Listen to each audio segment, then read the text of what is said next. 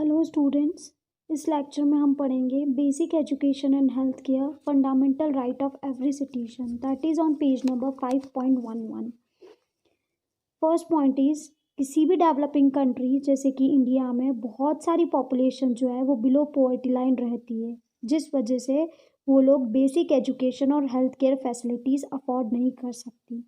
साथ साथ में बहुत सारे सेक्शन ऑफ पीपल जो है वो अफोर्ड नहीं कर सकते एक अच्छा हेल्थ केयर और एक हायर एजुकेशन, मतलब एक अच्छे स्कूल या अच्छा हॉस्पिटल जो है वो लोग अफोर्ड नहीं कर सकते।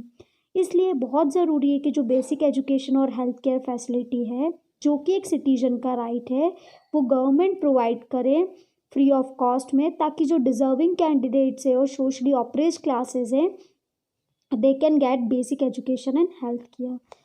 That's why both union and state government जो है वो अपना एक्सपेंडिचर रेज कर रही है स्पेशली एजुकेशनल सेक्टर में, ताकि हम अपना ऑब्जेक्टिव जो 100% लिटरेसी और हेल्थ फैसिलिटीज़ का है वो ऑब्जेक्टिव हम अचीव कर पाएँ।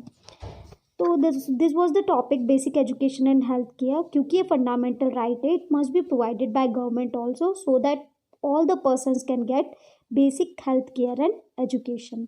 नेक्स्ट टॉपिक आता है हमारा एजुकेशन सेक्टर इन इंडिया। हमारा एजुकेशनल सेक्टर कैसा है, तो सबसे पहले हम गवर्नमेंट का एक्सपेंडिचर देखते हैं एजुकेशनल सेक्टर में, कि गवर्नमेंट का एक्सपेंडिचर जो है एजुकेशन सेक्टर में कितना बड़ा है। तो as a percentage of total government expenditure, अगर टोटल गवर्नमेंट एक्सपेंडिचर देखें हम कि कितना बड़ा है, तो वो अगर हम कंपेयर करें तो 1952 से 2014 में अगर हम देखें तो गवर्नमेंट ने अपना एक्सपेंडिचर जो है वो 7.92 से 15.7 कर दिया है। मतलब इतना ज़्यादा गवर्नमेंट ने अपना एक्सपेंडिचर इंक्रीज़ किया है, specially in the educational sector. अब अगर हम बात करें as a percentage of GDP, तो पहले गवर्नमेंट जो है कितना जीडीपी का पार्ट एजुकेशन सेक्टर में लगाती थी, तो पहले वो 0.64 लगाती थी, अब आते आते वो 4.13 लगाने लगी है। मतलब कि the expenditure of government in education sector has been increase, बहुत ज़्यादा बढ़ गया है। The increase in educational expenditure has not been uniform and there has been irregular rise and fall. और ये जो इंक्रीज हो रहा है वो यूनिफॉर्म नहीं रहा है, कभी बढ़ रहा है कभी कम हो रहा है, इस तरीके का एक्सपेंडिचर गवर्नमेंट का होता रहता है।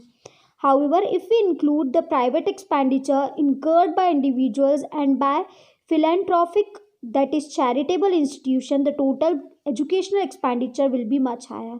इसलिए बहुत ज़रूरी है कि प्राइवेट सेक्टर भी एजुकेशन सेक्टर में लगाएं। माना कि गवर्नमेंट जो सेक्टर लगाएगी it can be afforded by all the peoples, but private sectors भी अगर आप एक्सपेंडिचर करेंगे तो श्योरली एजुकेशनल एक्सपेंडिचर जो है वो और ज़्यादा हायर हो पाएगा। अब इम्पॉर्टेंट पॉइंट्स देखते हैं गवर्नमेंट के एक्सपेंडिचर के लिए। तो government spend more on elementary education. Government जो है वो स्पेशली एलिमेंट्री एजुकेशन पे ज़्यादा फोकस करके उस पर अपना ज़्यादा एक्सपेंसेस कर रही है, स्पेशली प्राइमरी और मिडिल स्कूल एजुकेशन में अपना एक्सपेंस ज़्यादा कर रही है, बिकॉज मेन मोटिव यही है कि at least those persons can read and right, basic education at least सबको प्रोवाइड कर सकें। कंपैरेटिवली हायर और टर्शरी एजुकेशन में अगर हम देखें, कॉलेजेस, पॉलिटेक्निक, यूनिवर्सिटीज़ का देखें, तो कंपैरेटिवली जो एक्सपेंडिचर है वो कम है। अब बात करते हैं हम expenditure on tertiary education is important, but tertiary education में मतलब हायर लेवल की एजुकेशन में भी एक्सपेंडिचर बहुत ज़्यादा इम्पॉर्टेंट है, क्योंकि आज जो टीचर्स पढ़ा रहे हैं, ठीक है, जो आपको टीचर्स पढ़ाएंगे, बहुत ज़रूरी है कि वो एटलीस्ट हायर एजुकेशन में एजुकेटेड हो। तो वो एजुकेट कब होंगे, जब गवर्नमेंट अपना expenditure tertiary sector, tertiary education में भी लगाएगी। तो बहुत ज़रूरी है कि हायर लेवल पे भी जो एजुकेशन है वो बढ़ाया जाए, ताकि more teachers will be educated and as a result more teachers will be able to educate the students of higher institution या higher at the college level. Now differences in educational opportunities across states. तो states का जो पर expenditure है, stage इस जो पर मतलब हर एक स्टेट जो एक्सपेंडिचर कर रही है वो भी अलग अलग है। जैसे दिखा है कि हिमाचल प्रदेश जो है वो तो ₹34,651 तक एक्सपेंडिचर कर रहा है, वहीं बिहार में 4,088 है। तो there is a difference between the expenditure done by the state government in their respective states. Right. अब हम नेक्स्ट पेज पे आते हैं। तो इनएडिक्वेट expenditure on education. इनएडिक्वेट expenditure on education मतलब कि क्या, जितना डिजायर्ड लेवल ऑफ एक्सपेंडिचर है उतना गवर्नमेंट एक्सपेंडिचर नहीं कर रही है। क्या लिखा है कि बहुत सारे कमीशंस ने रिकमेंड किया है कि एटलीस्ट इंडिया की गवर्नमेंट को इतना एक्सपेंडिचर एजुकेशन में करना चाहिए, that is at least 6%। Education commission जो है लास्ट 40 ईयर से गवर्नमेंट को बोला था कि एटलीस्ट 6% ऑफ जीडीपी गवर्नमेंट का एक्सपेंडिचर होना चाहिए एजुकेशन पे, बट अभी तक भी गवर्नमेंट 4% ही इन्वेस्ट करती है, which is quite far lower than was set by the educational commission. Next topic हम देखते हैं, provision of free and compulsory education. ठीक है, मतलब फ्री एंड कंपल्सरी एजुकेशन के लिए गवर्नमेंट ने क्या किया है। तो द तपास मजूमदार कमेटी जो है उन्होंने इंडियन गवर्नमेंट को अपॉइंट किया था और एस्टिमेट किया था कि एक्चुअल कितना एक्सपेंडिचर चाहिए, 1.37 लाख करोड़ रुपीस का इन्वेस्टमेंट चाहिए 10 साल तक। तो क्या होगा, हम सारे जो बच्चे हैं मतलब 6 से 14 ईयर्स के, सबको हम एक स्कूल एजुकेशन प्रोवाइड कर पाएंगे अगर गवर्नमेंट इतना एक्सपेंडिचर करती है। तो 2009 में गवर्नमेंट ऑफ इंडिया ने एक एक्ट बनाया था, राइट टू एजुकेशन एक्ट, जिसमें बोला गया था कि हम फ्री एजुकेशन प्रोवाइड करेंगे। एंड फ्री एजुकेशन जो है वो हर एक बच्चे का राइट है जो कि 6 to 14 ईयर्स का है। गवर्नमेंट ऑफ इंडिया ने क्या करने चालू कर दिया, जो टैक्सेस लगाती है गवर्नमेंट, यूनियन टैक्सेस लगाती है, सेंट्रल लेवल पे जो टैक्सेस लगाती है उस पर 2% एजुकेशन सेस भी गवर्नमेंट कलेक्ट करने लगी। वो एजुकेशन सेस काय के लिए होता है, वो इसीलिए होता है कि वो जो 2% गवर्नमेंट के पास आएगा, government will spend those in educational institution. ये जो 2% एक्स्ट्रा जो गवर्नमेंट के पास टैक्स आएगा वो गवर्नमेंट किस में लगाएगी, एजुकेशन में लगाएगी। In addition to this amount, इसके अलावा गवर्नमेंट जो है वो बहुत सारी लोन स्कीम्स बना रही है स्टूडेंट्स के लिए ताकि वो लोन ले सके और अपनी हायर एजुकेशन को कंप्लीट कर सके। तो this was the things done by the government to increase the literacy level among the students of India या among the children of India, in which government what government has done। तो government ने right to education act start किया है। Government ने 2% education cess लगाने लग गई है टैक्सेस के ऊपर, और साथ साथ में गवर्नमेंट ने क्या किया है, गवर्नमेंट बहुत पैसा लगा भी रही है, साथ साथ में बैंक को भी गवर्नमेंट बोल रही है कि क्या प्रोवाइड कर, बैंक को भी गवर्नमेंट दे रही है कि this bank should also provide loans to the students specially for higher studies. Now educational achievement in India अगर हम देखें तो एजुकेशनल अचीवमेंट मतलब कि हम कैसे बता सकते हैं या कैसे पता लगा सकते हैं कि एक्चुअली हमारी कंट्री ने कितना एजुकेशनल अचीवमेंट किया है। तो एक तो हम एडल्ट लिटरेसी रेट देखकर बता सकते हैं, एक प्राइमरी कंप्लीशन रेट के अकॉर्डिंग बता सकते हैं और एक यूथ लिटरेसी रेट के अकॉर्डिंग बता सकते हैं। अब ये सब चीज़ें होती क्या है ये हम आगे डिटेल में पढ़ते हैं। पहला है adult literacy rate. Adult literacy rate refers to the ratio of literate adult population to the total adult population in the country। मतलब टोटल हमारी यहाँ पे जितनी भी एडल्ट पॉपुलेशन है उनमें से कितने पॉपुलेशन लिटरेट है, that is known as adult literacy rate. Male के केस में कितनी थी, 1990 में 61.9% थी, वहीं 2015 तक आकर वो 81% हो गई, मतलब इंक्रीज हुआ है। देखो अगर हम हर चीज़ हर परसेंट देखेंगे तो हर चीज़ में एक्सपेंडिचर बढ़ा है, एजुकेशनल लेवल बढ़ा है, हर चीज़ बढ़ी है, पर जो हमारा मेन मोटो था कि हमें 100% लिटरेसी लानी है वो अभी तक भी अचीव नहीं हो पाया है। फीमेल के केस में हम देखें तो 1990 में 37.9% था और 2015 तक आते आते वो 63% हो गया है, जो कि अभी सेटिस्फैक्ट्री लेवल तक नहीं पहुंचा है। फिर प्राइमरी कंप्लीशन रेट मतलब क्या, it is the percentage of students completing the last year of primary school. मतलब ये क्या है, वो परसेंटेज ऑफ स्टूडेंट्स हैं जो कि अपना प्राइमरी स्कूल का लास्ट ईयर कंप्लीट कर लिया है। मेल्स के केस में वो 78% से 94% बढ़ा है, वहीं फीमेल के केस में 61 से 99% बढ़ा है।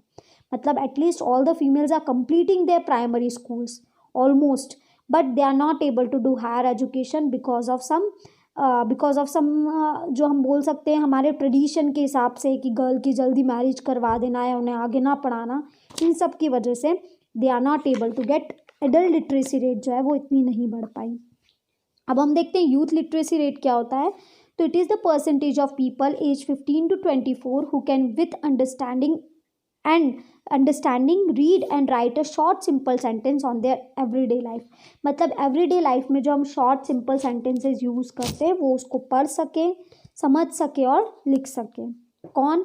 15 to 24 एज ग्रुप के जो पीपल्स हैं उन्हें बोला जाता है यूथ लिटरेसी रेट। मेल्स के अमंग पहले थी 76.6, अब हो गई है 92%। वहीं फीमेल्स में 54.2 थी और अब हो गई है 87%। तो क्या पता चला कि ओवरऑल लिटरेसी रेट जो है हम हर चीज़ में देखें तो बड़ी ही है, इम्प्रूवमेंट हुआ ही है, बट स्टिल क्योंकि पॉपुलेशन भी कंटिन्यूसली बढ़ रही है तो हमें इतना अच्छा रिजल्ट नहीं मिल पाया है। दैट्स वाई इवन नाउ आज हमारी इंडिया को इतना इंडिपेंडेंस में इतने ईयर्स हो गए, still we are not able to get 100% literacy because of increase in population. Now future prospect in educational sector, मतलब फ्यूचर का अगर प्रोस्पेक्ट देखें तो एजुकेशनल सेक्टर में फ्यूचर का क्या फ्यूचर प्रोस्पेक्ट क्या है? तो education for all is still a distant dream. सबके लिए एजुकेशन प्रोवाइड करना अभी भी हमारे लिए एक ड्रीम की तरह ही है जो कि बहुत दूर है। Literacy rate for both adults as well as youth has increase. Yes, literacy rate जो है एडल्ट्स और यूथ दोनों में बढ़ी है। हाउएवर जो नंबर ऑफ इलिटरेट है वो जो है वो नंबर ऑफ इलिटरेट जो है वो अभी तक भी कम नहीं हो पाए हैं। क्यों नहीं कम हो पाए हैं?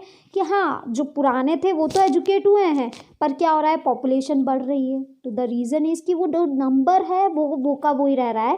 परसेंटेज जरूर ये हुआ है कि परसेंटेज जो है लिटरेट पॉपुलेशन का बढ़ा है, पर इलिटरेसी जो है वो कम नहीं हो पा रही है because of increase in India's population. 1950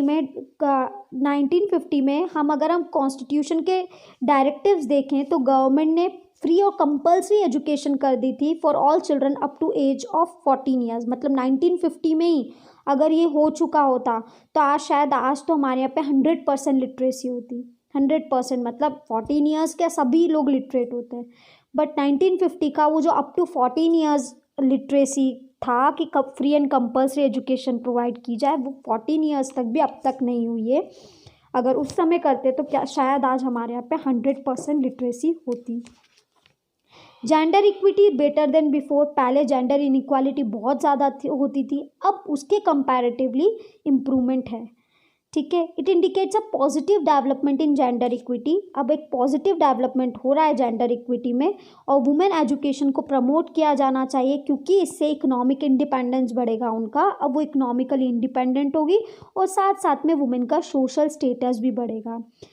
women के एजुकेशन की वजह से उनकी जो फर्टिलिटी रेट है वो भी इम्प्रूव होगी, एज वेल एज जो वुमेन की हेल्थ है एज वेल एज चिल्ड्रन की हेल्थ है वो भी इम्प्रूव होगी। ठीक है, तो ओवरऑल वुमेन जो है वो हेल्दी रह पाएगी। इसकी वजह से जो उनके चिल्ड्रन होंगे जिनको वो बर्थ देगी वो भी क्या रहेंगे, हेल्दी रहेंगे। तो बहुत ज़रूरी है कि वुमेन को एजुकेट करवाया जाए, वुमेन की हेल्थ का ध्यान रखा जाए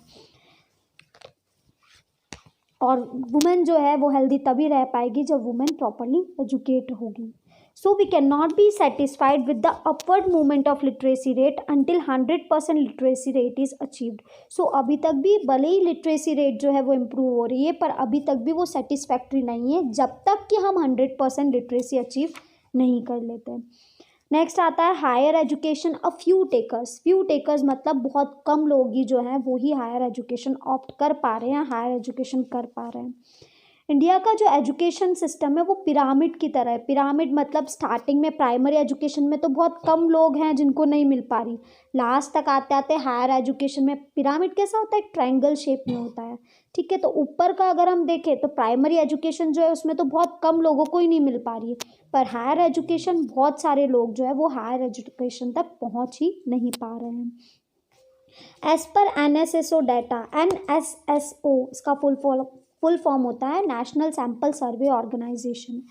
तो NSSO के डाटा के अकॉर्डिंग 2011-12 के अकॉर्डिंग जो अनएम्प्लॉयमेंट है यूथ मेल्स में who studied graduation and above in rural area was 19% है, अर्बन एरिया में 16% है, फीमेल में 30% है और वहीं in contrast to this only about 3 to 6% of primary level educated youth in rural and urban areas are unemployed. मतलब primary level में जिन्होंने एजुकेशन की है वो तो सिर्फ 3 to 6% ही अनएम्प्लॉयड है। क्यों है ऐसा? तो वो इसलिए है क्योंकि जो प्राइमरी एजुकेशन ही कर पाए उनको जॉब किसी भी हालत में चाहिए। They are that much poor कि उन्हें जॉब किसी भी हालत में चाहिए। That's why they are ready to do any of the job. Therefore, government need to increase allocation for higher education and also improve the standard of higher education institutions so that students are imparted employable skills in such institution. इसलिए बहुत ज़रूरी है कि government जो है अब अपने resources higher education में भी लगा पाए और हायर एजुकेशन इंस्टीट्यूशन का जो स्टैंडर्ड है वो भी इम्प्रूव करे, ताकि उन लोगों में ऐसी स्किल्स आ पाए, ऐसे नॉलेज आ पाए कि वो अब उससे रिलेटेड जॉब भी कर पाए। अदरवाइज़ क्या होता है कि वो प्रॉपर हायर एजुकेशन ले नहीं पाते, जिस वजह से उनको जो जॉब करना है उसके लिए जो स्किल्स या नॉलेज चाहिए वो उनको नहीं मिल पाता। इसलिए गवर्नमेंट बहुत रिक्वायरमेंट है कि गवर्नमेंट अब पैसा हायर एजुकेशन में भी लगाए, ज़्यादा से ज़्यादा हायर एजुकेशन में लगाए, ताकि लोगों में जो एम्प्लॉयमेंट करने के लिए जो स्किल्स चाहिए वो डेवलप हो सके। नाउ लास्ट टॉपिक है हमारा कंक्लूजन, वो हम देख लेते हैं। तो economic and social benefit of human capital formation in human development are well known. हमें अब ह्यूमन कैपिटल फॉर्मेशन और ह्यूमन डेवलपमेंट का जो इकोनॉमिक और सोशल बेनिफिट है वो बहुत अच्छे से पता चल गया है। यूनियन और स्टेट गवर्नमेंट दोनों ही अमाउंट लगा रही है, दोनों ही पैसा लगा रही है कि कैसे भी करके हमारा एजुकेशन और हेल्थ सेक्टर जो है वो डेवलप हो जाए। The spread of education and health services across different sectors of society should be ensured so as to simultaneously attain economic growth and equity. और बहुत ज़रूरी है कि हमारा एजुकेशन और हेल्थ सर्विसेज जो है उसको हम इम्प्रूव करवाएं, ताकि हमारी इकोनॉमिक ग्रोथ भी हो और इक्विटी भी रहे। इंडिया के पास बहुत सारे साइंटिफिक और टेक्निकल मैन पावर है पूरे वर्ल्ड में, पर हम चाहते हैं कि उनकी क्वालिटी भी इम्प्रूव हो, ताकि हम उनको प्रॉपरली यूज़ कर पाएँ। जो एजुकेटेड पर्सन्स है, जो टेक्निकल मैन पावर है, हम उसे प्रॉपरली यूज़ कर पाएँ। तो इस मैनर में हमारा ये chapter human capital formation complete हो गया है।